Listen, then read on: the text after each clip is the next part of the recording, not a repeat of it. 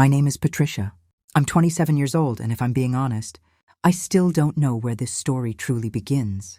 I've tried to tell it before, 3 times actually. Each time I stopped halfway, my fingers hovering over the delete button, my heart pounding like I was about to confess something unforgivable. Maybe I was.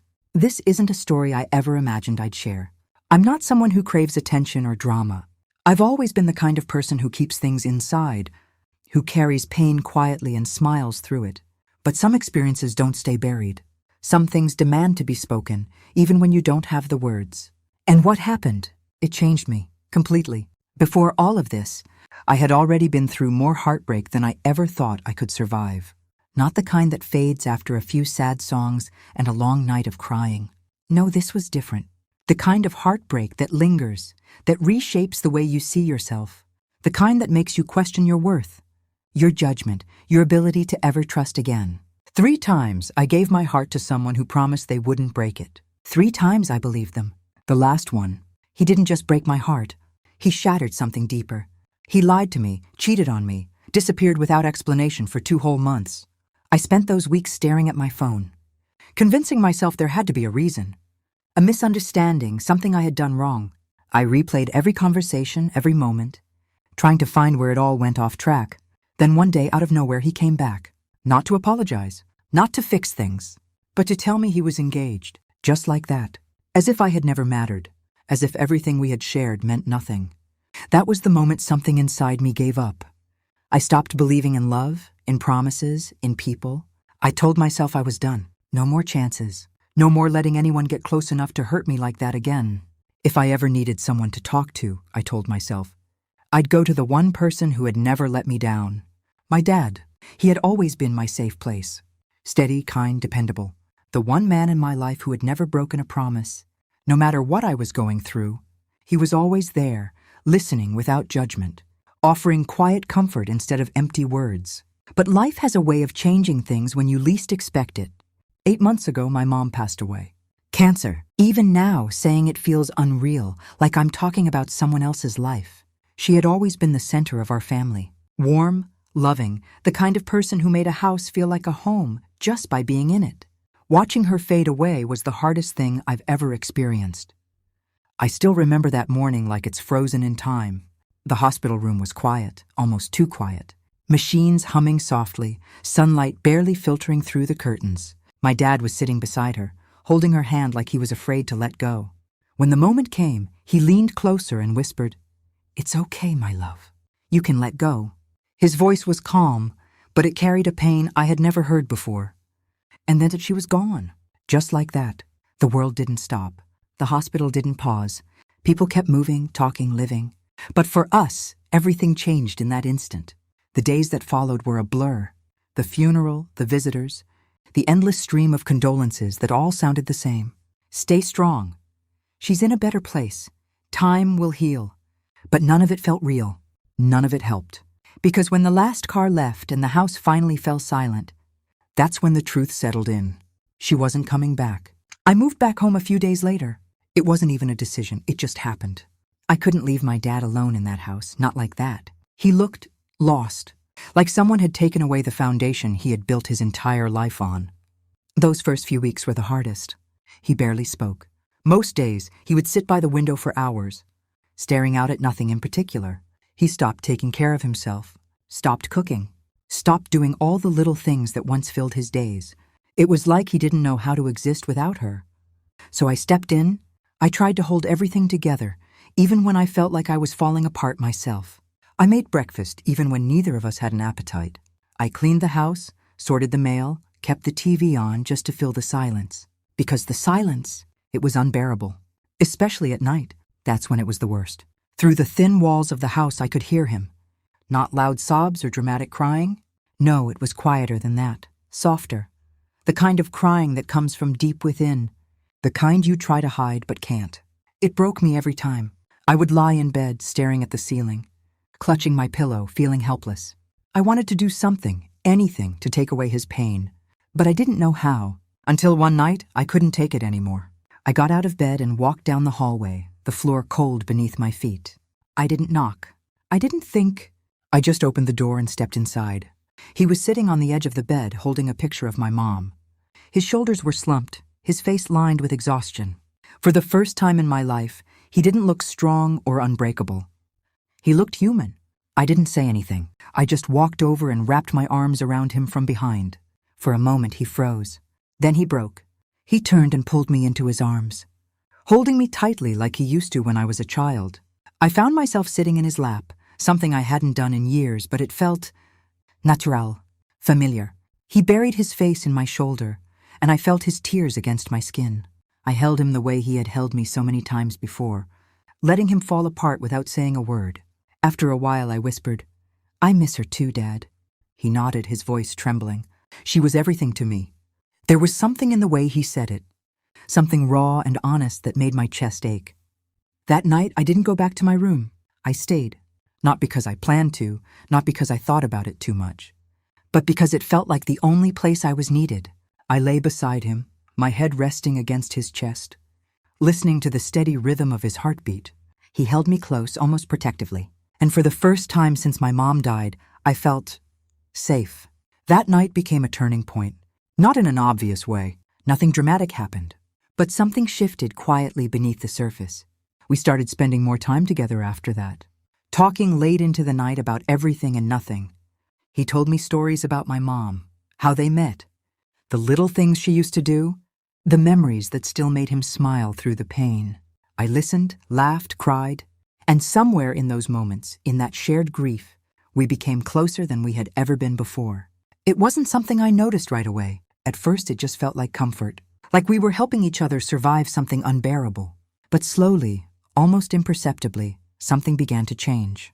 It was in the small things, the way I lingered a little longer when he hugged me, the way I found myself seeking his approval, his attention, the way his words, simple, kind, started to mean more than they should have. One evening, we were sitting on the porch watching the sun set. The light cast a warm glow across his face, softening the lines of grief that had settled there. He looked peaceful, and for a moment I caught myself staring, not the way a daughter looks at her father, but the way a woman notices a man. The realization hit me like a shock.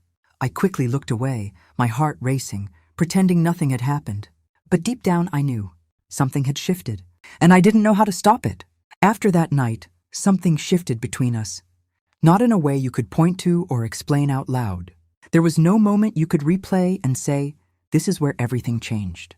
It was quieter than that, subtle, like a crack forming in glass, almost invisible at first, but spreading slowly, silently.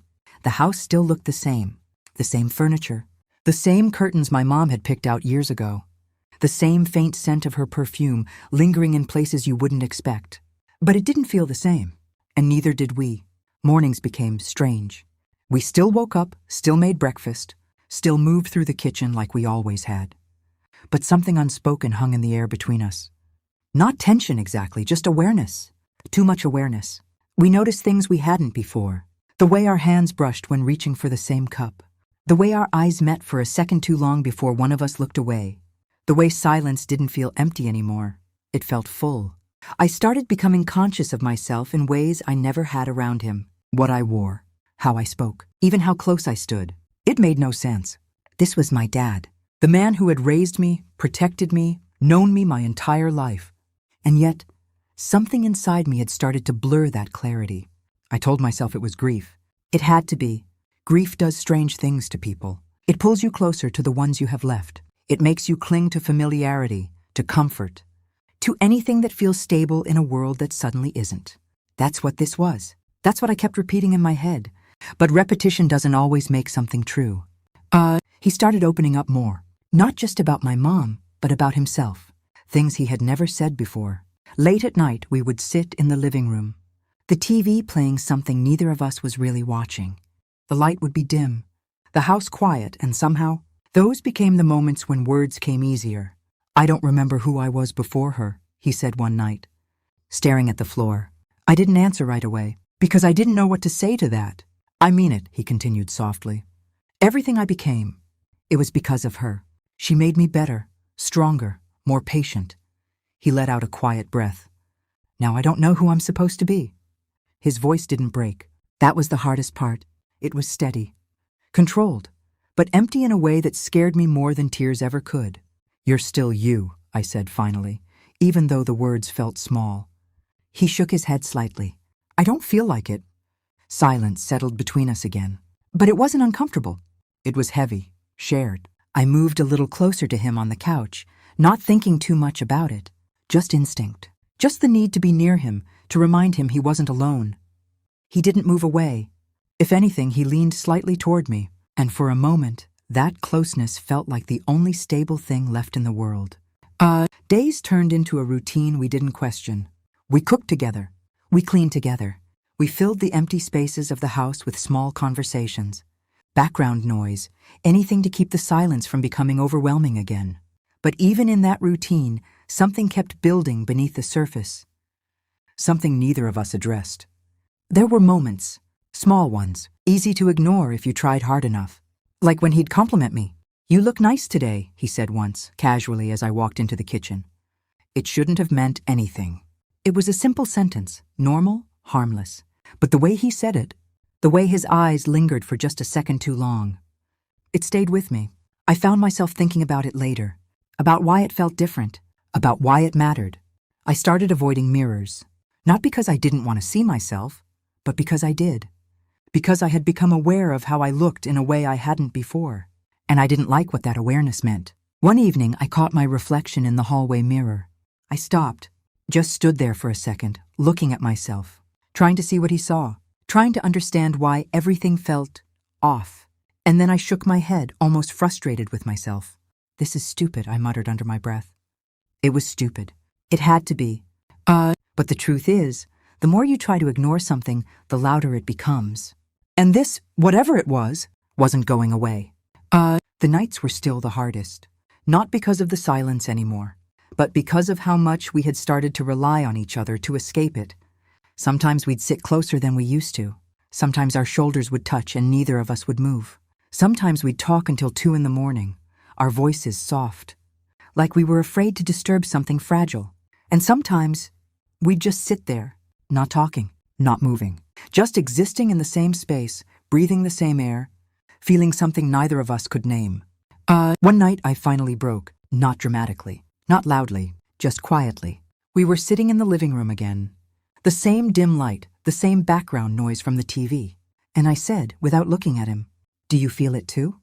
The words came out before I could stop them, before I could rethink them, before I could pretend everything was normal again. He didn't answer right away. I could feel him tense slightly beside me. The silence stretched, longer than usual. He knew what I meant. That was the worst part.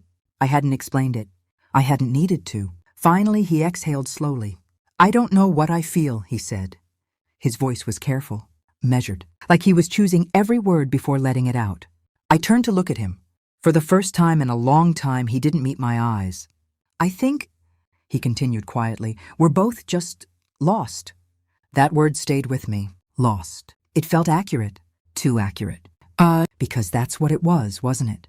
Two people, broken in different ways, trying to hold on to each other in the only way they knew how. Trying to fill a space that couldn't be filled. Trying to replace something that couldn't be replaced.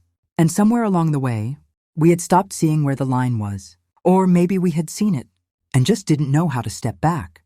That night, I went to my room earlier than usual.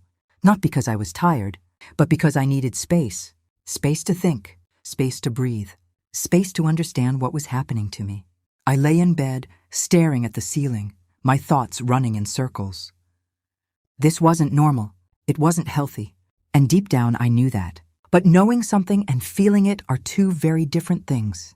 Because despite everything, despite the confusion, the guilt, the questions, there was still a part of me that didn't want it to stop. And that scared me more than anything else. Down the hall, I could hear movement. Soft footsteps. A door opening, then closing. Life continuing, quietly, just like it always had. But nothing felt the same anymore. Not the house. Not him. Not me. And for the first time since all of this began, I realized something I hadn't allowed myself to admit before. We weren't just grieving anymore. We were changing, and I didn't know if we could go back. There comes a moment when silence is no longer protection. It becomes pressure, and eventually, it breaks you. For days after that conversation, nothing changed on the surface. We still sat in the same rooms, still shared meals, still moved around each other like we always had. But underneath it all, something was cracking. Not loudly, not dramatically, just enough to make everything feel unstable. I couldn't sleep anymore. Every time I closed my eyes, my mind replayed everything. The looks, the closeness, the questions we never answered. It wasn't just confusion anymore. It was fear, not of him, but of where we were heading, of what we might become if we didn't stop. One night, I sat on the edge of my bed, staring at the floor, my hands clenched tightly in my lap. My chest felt heavy, like something was pressing down on me from the inside. I couldn't keep pretending. I couldn't keep waiting for things to fix themselves, because they weren't going to. So I stood up, walked out of my room. And this time, I knocked. It was the first time I had knocked on his door in weeks. For a moment, there was no response. Then his voice came quiet but steady. "Come in." I opened the door slowly. He was sitting on the bed, just like that night before. But this time, he wasn't holding a picture. He was just sitting there, hands clasped together, like he had been thinking. Like he already knew. I didn't step inside right away. I just stood there. "I think we need to talk," I said. He nodded. "I know." That was enough to tell me he had been waiting for this too. I walked in and closed the door behind me. But I didn't sit close to him like I used to. I stayed standing, creating space. Because I needed it. Because we both did. For a few seconds, neither of us spoke. And then I said the hardest thing I've ever said in my life. "This isn't okay." My voice didn't shake, but it felt like something inside me did. He didn't argue, didn't interrupt. He just nodded slowly, his eyes fixed on the floor.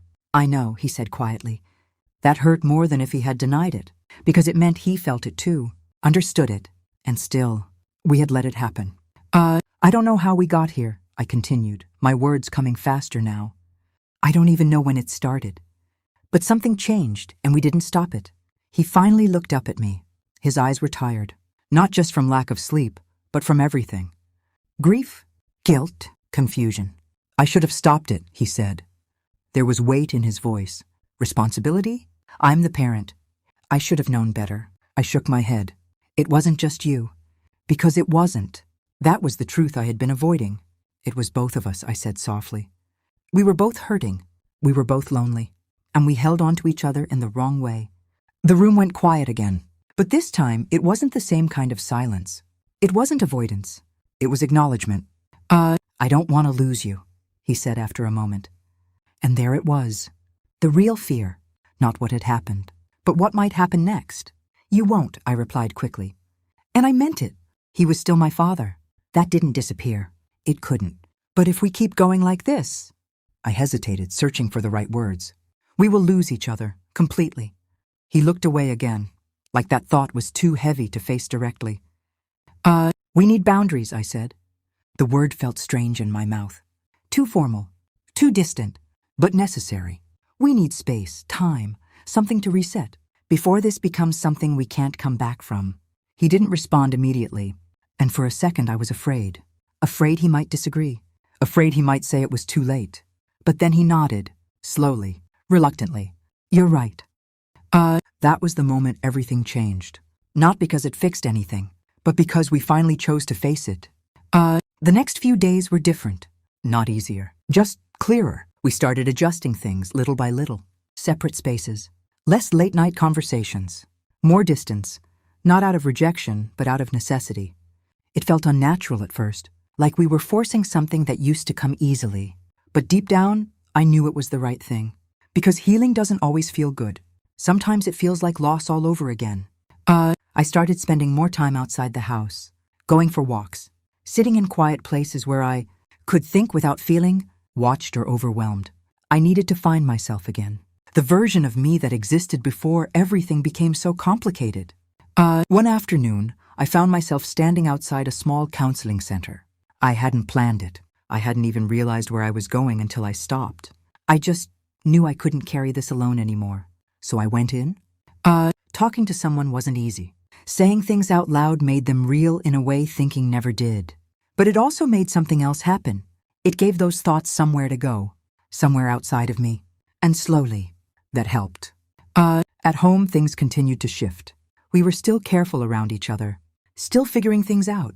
But the tension had changed. It wasn't confusion anymore. It was effort. Effort to do better. To be better. For each other. One evening, we sat across from each other at the dinner table. Not side by side. Not too close. Just normal. For the first time in a long time, it felt like we were rebuilding something. Not what we had before, but something healthier. Something real. I'm proud of you, he said suddenly. I looked up surprised. For what? For being strong enough to say what needed to be said. His voice was steady, sincere, and for the first time in a long time, it felt like the kind of thing a father would say. Nothing more, nothing confusing. Just right. I smiled slightly. Not a big smile, but a real one. Me too, I said. We're not fully healed. I don't think we will be for a while. Some things take time. Some things leave marks you don't completely erase. But we're trying, and that matters. If there's one thing I've learned through all of this, it's that grief can blur lines. Loneliness can make you reach for comfort in ways you don't understand. And sometimes, you don't realize you've gone too far until you're already there. But that doesn't mean you stay there. You can stop. You can choose differently. You can step back, even when it's hard. I still miss my mom every day. That hasn't changed. But I think she would want this. She would want us to find our way back to something honest, something right. And maybe that's where this story truly ends. Not with everything fixed, but with a choice. A difficult one. A necessary one. A choice to heal instead of hide. To face the truth instead of run from it. To step back before it's too late.